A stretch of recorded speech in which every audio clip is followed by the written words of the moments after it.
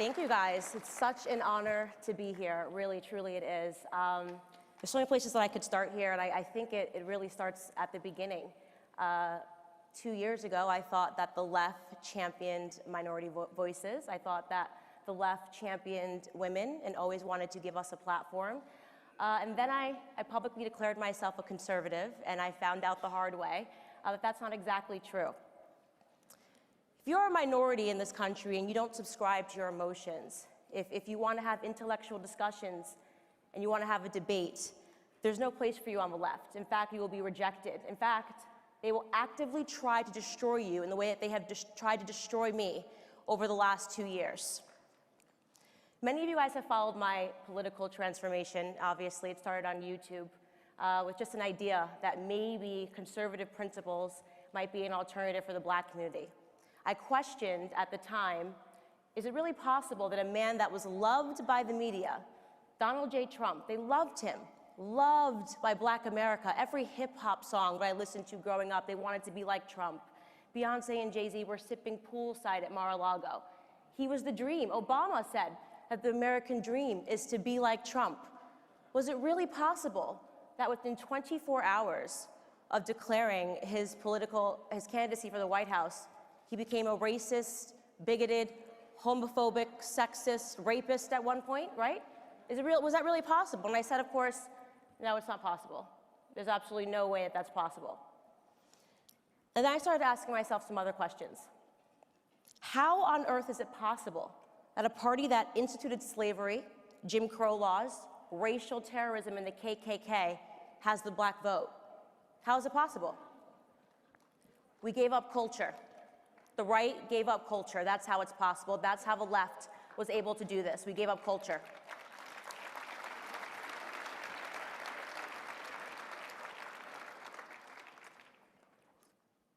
Over the course of the last 50 and 60 years, it seems that we've given up influencing pop culture altogether on the right. And to a certain degree, that's completely understandable. I mean, there isn't a climate that's more hostile to conservative principles than the entertainment industry. We see that everywhere. We see that when Joy Behar mocks the vice president for being faithful to his wife. Was that what he did? She mocks the vice president for saying that he loves Jesus Christ. Was that what he did? You certainly aren't going to win any accolades in Hollywood if you write a script and the protagonist is a part of the nuclear family unit. In fact, you'll probably be chased out of Hollywood if you start to perpetuate conservative principles. That's because the left has invested, they've infected, and they've infested culture at every single layer.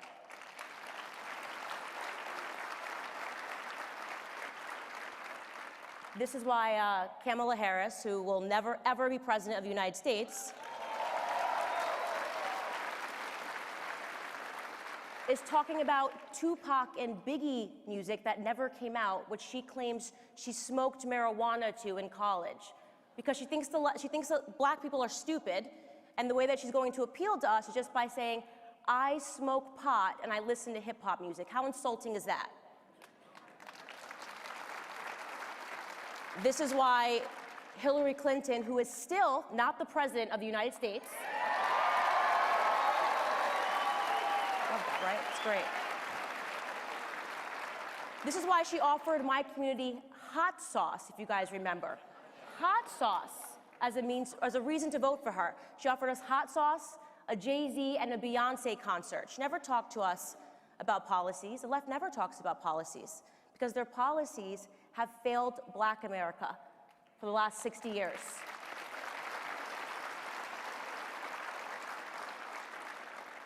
The truth is that the left and the Democrats never, ever, ever, ever want to fix Black America because they stump on our issues year after year. If they fixed our issues, they would have nothing to stump on or to talk about. They wouldn't be able to just continually keep calling the other side racist. They want Black America to stay broken. They don't want us to ever have opportunities. They want to continue to give us handouts and not hand-ups.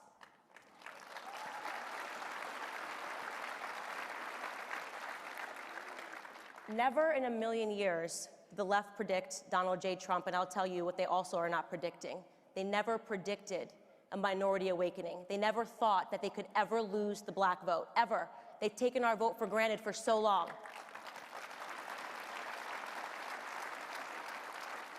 But things are starting to change, and they're starting to change because, and I'll tell you guys what the magic secret is. I'll tell you how I've been able to transform so many hearts and minds in the minority community. The secret is that I simply tell them the truth. The truth is on our side as conservatives. Truth number one, America is not a racist country.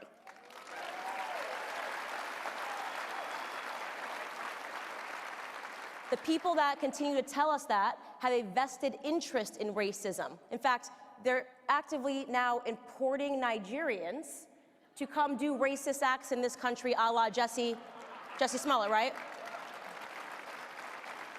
This is MAGA country. No, this is your prison cell, and I hope you rot in it, Jesse.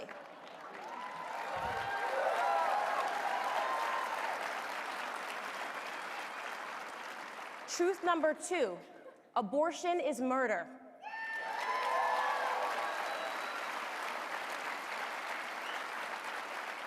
I ask myself all the time, doesn't it seem to you that progressive policies always lead to regressive results in the black community? It's amazing, isn't it?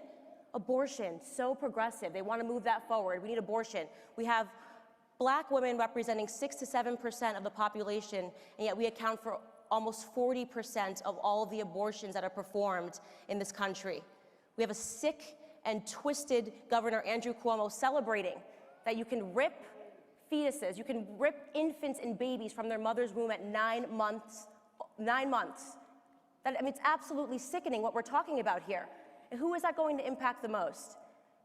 In New York City, for those of you that don't know, more black babies are aborted than born live. A hard-hitting truth is that the most unsafe place for a black child is not on the streets, it's not when they see a police officer, it's in their mother's womb. More than half of the black population would be double today if it wasn't for abortion. We've lost 18 million black babies since 1973. How's that for a progressive policy? Is that what they're celebrating? The left needs God.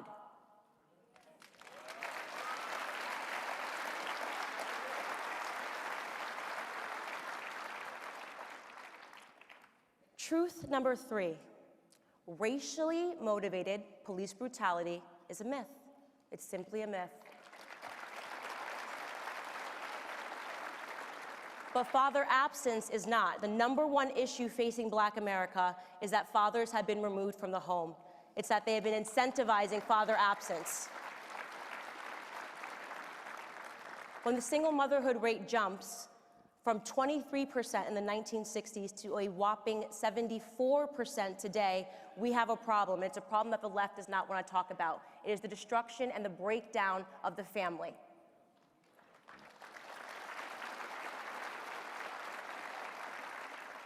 Truth number four. There are 3.6 million black children living below the poverty line. There are 4 million Hispanic children that live below the poverty line. And yet Democrats want us to put illegals first. I say no thank you. I say build the wall.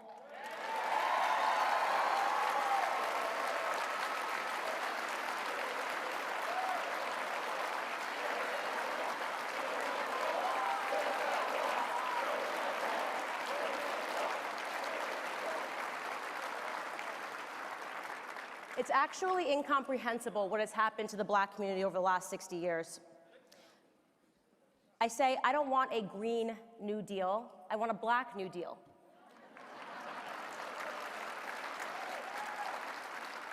And the good news, Alexandria Ocasio-Cortez, is that that actually can be free. It doesn't cost $93 trillion. First and foremost, stop selling us our own oppression. Stop taking away our self-confidence by telling us that we can't because of racism, because of slavery. I've never been a slave in this country. Stop telling us that we need to be obsessing over our past when we should be obsessing over our future and the potential that we have.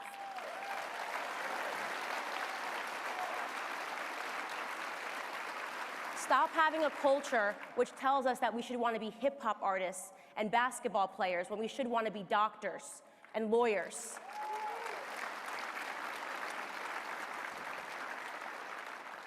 We need to stop idolizing people like LeBron James and start idolizing people like Dr. Condoleezza Rice and Dr. Ben Carson.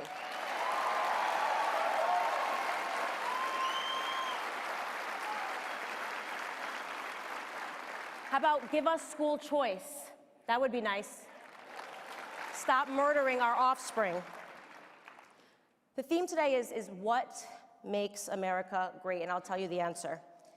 It's our philosophy. Margaret Thatcher said it best: Europe was created by history. America was created by a philosophy. Our philosophy, so perfectly laid out for us by Thomas Paine ahead of the Revolutionary War, is common sense and freedom. It was common sense then that the colonies shouldn't have been governed by the British monarchy. It was time for an American exit. It's common sense today that the Black community and the Hispanic community should not be governed by liberal ideology. It's time for a Blexit.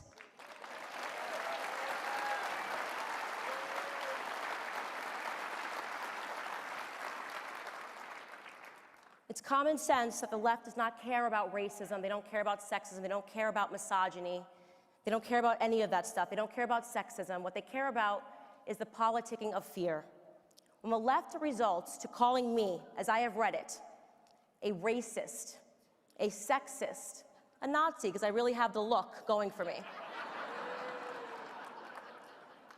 And the words have completely lost their meaning. They have no arguments anymore. It's common sense to me that conservatives need to start invading culture, because we are the party that believes first and foremost in God. And in case you guys forgot, it was our belief in God and in Judeo-Christian values that inspired culture in the first place.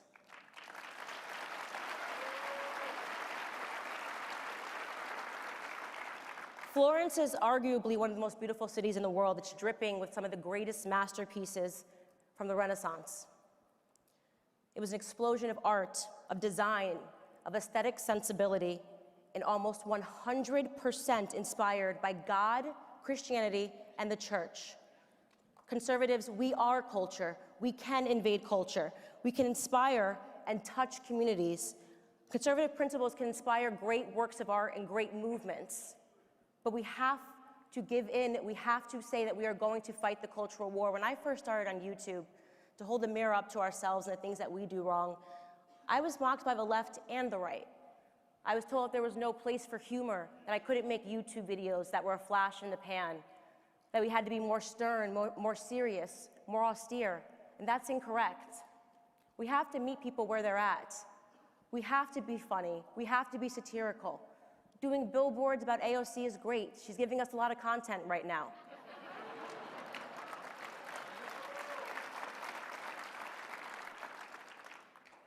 I want to wrap this up by pleading with all of you to realize that the left is terrified right now because it takes just 5%. If we move the Black vote 5%, the path of least resistance to defeating the left is awakening the minority community, awakening Black America. We've been lied to, we've been abused, we have been used, and we are suffering. If we make an effort ahead of 2020 to embrace the Black community, to embrace culture, we can save this country. I want to thank Matt Schlapp for this amazing opportunity to stand on the stage. I want to thank all of you for hanging in. I know it has been a tough year being a fan of Candace Owens, constantly fighting, constantly punching back, and I wouldn't be here if it wasn't for the grace of God, without your support, without your comments that helped me lift my head when it's been a bad day. I want to thank Charlie Kirk and Turning Point USA, the greatest student organization.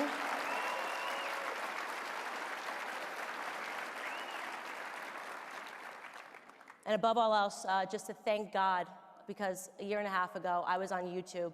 And what makes America great is how quickly your life can transform if you stop viewing yourself as a victim and start viewing yourself as a victor and a piece of the American dream. God bless.